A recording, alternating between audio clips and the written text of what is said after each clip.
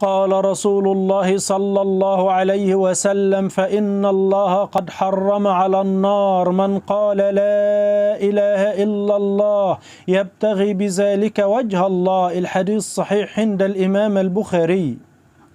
قال رسول الله صلى الله عليه وسلم: من صلى علي صلاة واحدة صلى الله عليه 10 صلوات وحط عنه 10 خطيئات ورفع له 10 درجات. الحديث صحيح عند الإمام النسائي.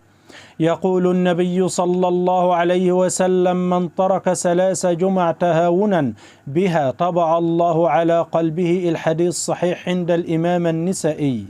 قال رسول الله صلى الله عليه وسلم: إن الله يقول لأهل الجنة: يا أهل الجنة، يقولون لبيك ربنا وسعديك، فيقول: هل رضيتم؟ فيقولون: وما لنا لا نرضى وقد أعطيتنا ما لم تعط أحد من خلقك. فيقول: إني أعطيكم أفضل من ذلك. قالوا: يا رب وأي شيء أفضل من ذلك؟ فيقول: أحل عليكم رضواني فلا أسخط عليكم بعده أبدا. الحديث صحيح عند الإمامين البخاري ومسلم.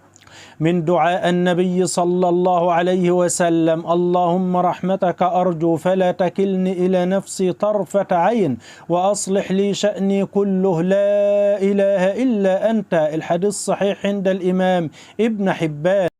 من دعاء النبي صلى الله عليه وسلم: اللهم رحمتك أرجو فلا تكلني إلى نفسي طرفة عين وأصلح لي شأني كله لا إله إلا أنت. الحديث صحيح عند الإمام ابن حبان.